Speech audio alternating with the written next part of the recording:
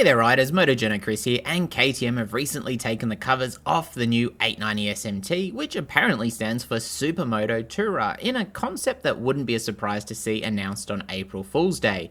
There's few terms as disparate in motorcycling as supermoto and touring, representing very different outlooks and strengths. That leaves us with the question of whether this bike is really a supermoto or if it's really a sports touring machine. Let's have a look at the top 7 features to figure that out. Pricing is yet to be announced, but seems likely to land between the 890 Journo and the 890 Adventurer, both of which KTM mention as touchpoints for this model's development and placement in the market. Earliest arrival is from April, apparently in Europe, so they should be already there. July in Australia, and in sad news for Americans, they won't be getting the bike in 2023, so we'll likely have to wait for 2024. So let's look at the top 7 features of the new 890 SMT, saving the best to last. Number 1, we're seeing an 890 Adventurer derived chassis with chromo steel frame and engine run as a stressed member, with KTM promising an ideal torsional and lateral flex level, while there's a longer swing arm to boost stability. The 890 Adventurer has a great rep here, so small tweaks for the SMT likely went a long way. KTM are claiming the bike mixes fixed and firm with turn on a dime flighty, which would be a bit of a contradiction on anything but a supermoto. I'd complain about the frame not being orange, but we can barely see it. There's a decent claim to supermoto level performance here, and let's be honest, it's KTM. Off their chops motorcycles is what they do. Second up, and part of the chassis, is a set of WP Apex suspenders with 43mm USD forks offering 180mm of travel, alongside full adjustability split between those forks. Yes, that's with rebound and compression adjusters in separate forks. Joining the WP Apex forks is, you guessed it, a WP Apex shock as well, also boasting 180mm of travel and just offering rebound and preload adjustability.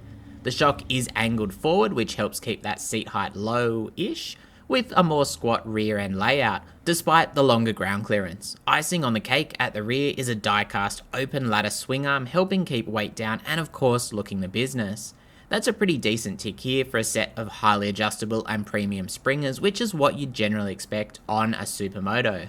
No supermoto could be complete without number 3, which is a set of 17-inch wheels, alloys which KTM have decided to wrap in Michelin Power GP tyres, the combination of the two aiming at reducing weight as much as possible and offering really good grip, with those rims painted KTM orange for good effect. There's a 3.5 by 17-inch front and a 5.5 by 17-inch rear clad in 120 by 70 and 180 by 55 rubber respectively, and with 194 kilos wet weight, all the weight savings possible are obviously important. A smaller fuel tank hits at number 4 with a 15.8 litre fuel tank and claimed fuel economy of 4.6 per 100 kilometres for a 300 kilometre plus range. Whether that's flat out range or trundling through traffic range remains to be seen of course, but KTM do note the fuel tank is smaller and situated higher on the bike. That encompasses a traditionally shaped upper tank which runs right down the side of the bike, but isn't as low as we saw on the Adventure variants, which carry their weight exceptionally well and exceptionally low. Moving the weight up apparently makes the flickability of the bike from side to side easier, which is more of a concern than on an ADV.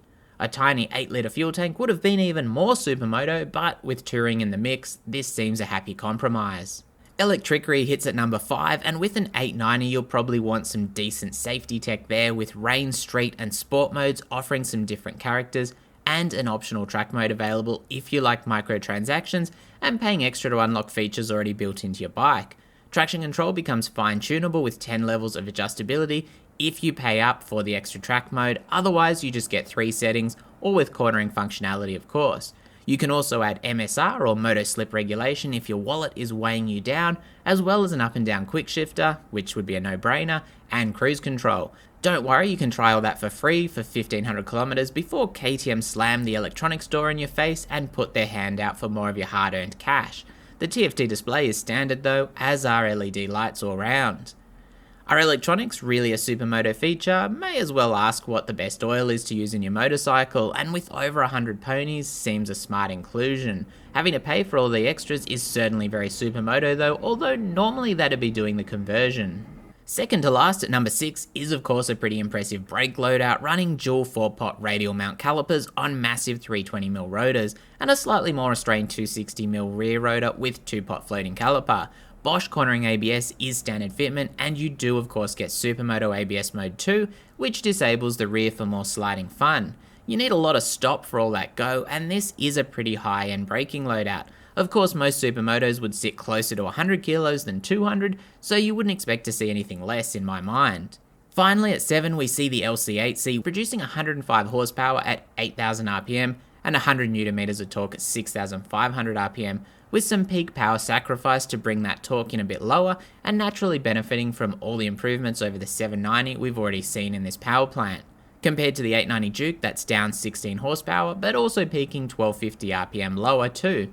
Torque is also 1250 RPM lower, but in this regard the bike mirrors the 890 Adventures, which also offer lower horsepower and torque, which is just a little bit more road orientated and usable, I guess you'd say.